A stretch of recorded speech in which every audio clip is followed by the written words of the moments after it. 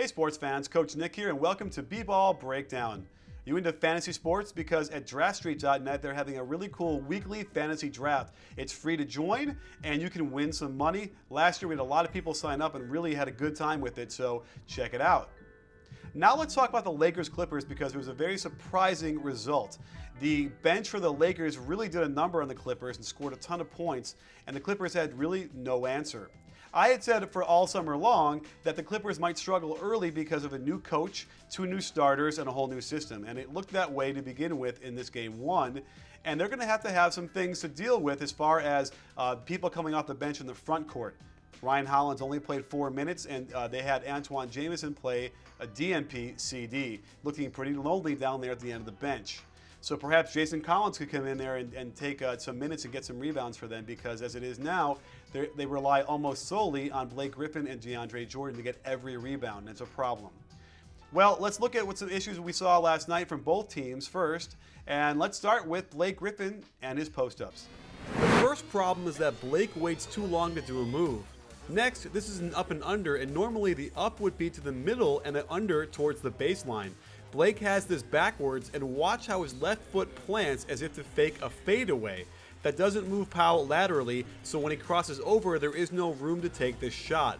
He should just kick it out instead of tossing it up. Many of Blake's moves tend to be unorthodox, as he does a Carlos Boozer-like up and spin instead of a traditional up and under. Even his basic drop step looks funky. Watch how his right foot doesn't step all the way over to allow him to point his left shoulder into the man's chest. It stays behind him, making this shot harder. Griffin also has a nasty habit of jumping off one foot on his moves around the basket. He's not as balanced or explosive this way. Blake is in danger of getting pulled out of close games in the fourth quarter because of his free throws, and seeing that hitch before his release, I understand why he struggles so much. While Jordan Farmar did many things well, here's a poor decision when you've got a good shooter wide open in the corner because CP3 did a no-no and helped one pass away. Wes Johnson makes matters worse by not hustling at all to get back in transition, and that's embarrassing. It's game 1, so I'm not surprised D'Antoni's offense won't look right. It doesn't appear one player knows what they're supposed to do, but that's okay when you have Xavier Henry creating plays out of an isolation.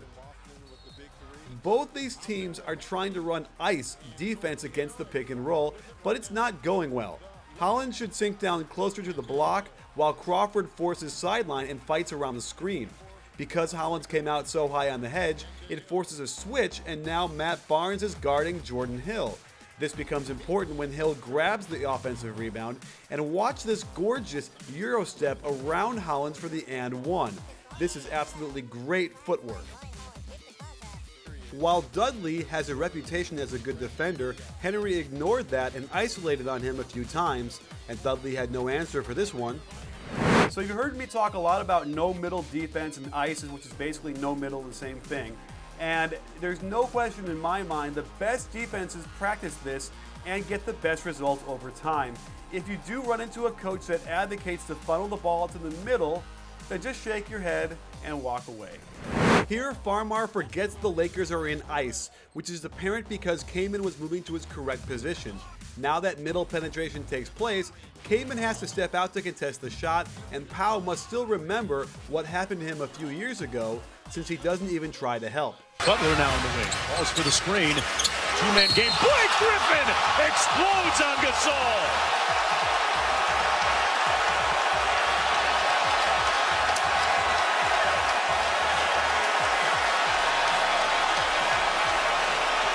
And here's an example of what happens on regular dribble penetration to the middle. It forces help from Powell, there is no other player to rotate, Blake is too slow and small anyway, and boom. Allowing middle penetration has a way of making any type of player look like an all-star, as Collison can't keep Farmar out. So let's look at our first impression of Nick Young. His first shot was a way too fancy one-handed layup in the open court that missed. To make matters worse, he doesn't hustle back, taking 6 seconds to even appear in the screen. He's lucky his man missed the wide open 3. It's not like every shot of his was a bad one. The Lakers run their pick and roll to perfection, finding him wide open for a corner 3. Not a big deal that he missed because the Lakers were able to get the offensive rebound and reset. That said, Nick Young went from taking a good shot in the flow to an awful contested step-back inefficient long two with 15 seconds still on the clock. Oh yeah, and he stuck out his leg and got called for an offensive foul, which is also a turnover. When he's on, he can help you with his mid-range. However, these type of long twos are more and more rare, as they should be. He might as well get behind the line and get another point. But Nick Young continually makes shots much harder than they should be, like this ridiculous through-the-leg step-back three-pointer. Maybe 3 guys in the league should be shooting step-back threes, and he ain't one of them.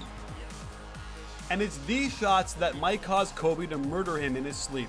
A 7-dribble, step-back, fadeaway 22-footer with 11 seconds on the shot clock.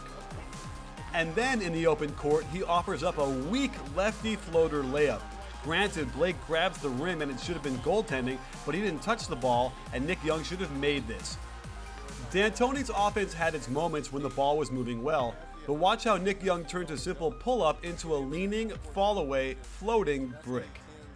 We haven't even talked about Nick Young's defense, so if you have children in the room, you might want to hide their eyes. This is not the kind of effort you should ever see on a basketball court getting back on defense. Watch how he has absolutely no idea his man is waltzing to the hoop for a layup. Even worse, his effort getting back in transition is downright terrible. Just watch how he jogs back when, with a little bit of hustle, he could have fouled DeAndre Jordan and put him on the line where the Lakers want him. One thing that makes D'Antoni's offense difficult to guard is its use of the dribble pitch, a trickier version of a screen and roll. Jamal Crawford foolishly goes underneath Hill, leaving our friend Xavier to nail another 3. As this game is beginning to crumble for the Clippers, they do what they do best, run screen and roll for Chris Paul. However, with DeAndre Jordan involved, Jordan Hill can sink way back in the lane, not caring if DeAndre pops, and if he rolls, they'll just foul him. This is something Doc Rivers needs to avoid. In a crucial sequence, DeAndre Jordan actually knocks the ball away from Jordan Farmar, but when he can't come up with a loose ball, he's not in position to stop the layup.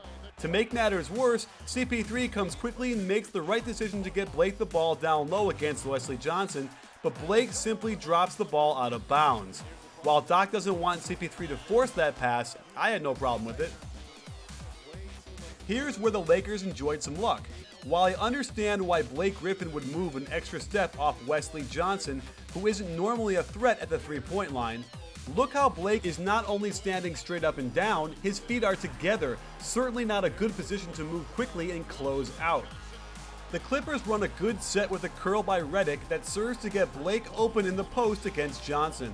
Watch how high he dribbles the ball and how easy he loses his balance as he tries to dribble and step through at the exact same time. The Clippers manage to make lemonade as Chris Paul gets a ridiculous Don Nelson bounce and one. Xavier tries to isolate again on Jared Dudley but loses the ball on the crossover. On the scramble, watch how Blake gets completely out of position on defense, foolishly reaches, and isn't where he's supposed to be on the rotation to stop this layup. What makes CP3 so great is how he can beat his man and keep him on his back. However, it appears he was too concerned with that than on making the shot. Then on transition, no one on the Clippers is talking, and Dudley looks like he's going to pick up Farmar, but ends up letting him go. Just to be sure, that layup Farmar makes over DeAndre Jordan is incredibly difficult, but he shouldn't have been able to waltz into the lane that easily. The Clippers again go to Blake in the post, and you can see how he tries to dribble, turn, jump, and shoot all in the same motion. Frankly, this is very low skill level at a crucial point in the game. And back on defense on the next possession, you can see one reason why he rebounded so poorly. He appears to be leaking out on offense, not even taking one step towards the basket. The Lakers ultimately turn the extra possession into the Javier ISO score we showed earlier. The Clippers again go to Blake in the post and the Lakers double. The spacing appears off for the Clippers since the angle Redick needs to throw the pass to Dudley would most likely get picked off. To me, CP3 should be closer to the midline, Redick closer to the wing. In perhaps the most crucial possession of the game for the Clippers, Redick decides to drive to the hoop and doesn't even get close. And in the possession that iced the game, the Clippers' Achilles heel became apparent. They have an over-reliance on Blake and DeAndre to get all the defensive rebounds.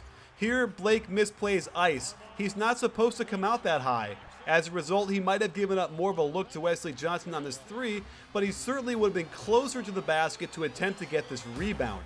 As it is, Redick lets it go through his hands, and Jordan outworks everybody.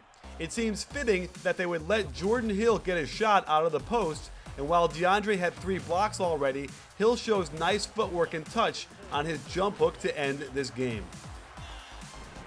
So there you have it, sports fans. The Clippers are going to have their hands full figuring out which 5-man rotations work best, who's going to grab a rebound besides DeAndre Jordan and Blake Griffin, and they're going to also have a really big problem with Blake Griffin's free throws. You can see there's a really terrible hitch there on the release, and I don't think he'll ever be consistent shooting it that way. What that means is that Doc might actually have to bench him down the stretch in close games. He might actually have to bench DeAndre Jordan as well. It's a really, really huge problem that will expose them in the playoffs if they can't solve it, which is basically to get those guys to shoot better from the line. The Lakers surprised some people, and Xavier Henry really surprised me. I like him. I like what I saw in the preseason, and he continued the same kind of thing in the regular season. So if he does that, he'll probably take some more minutes from guys like Nick Young, and that actually might make the Lakers a better team. We shall see. Don't forget, at Draft Street, they have a really great fantasy draft. It's weekly, so it's not this long slog of a season where you got to deal with multiple lineups and all that stuff. It's once a week. You can win some money. It's free to sign up. Get over there. And don't forget, at B-Ball Breakdown, we're not a channel, we're a conversation. You in?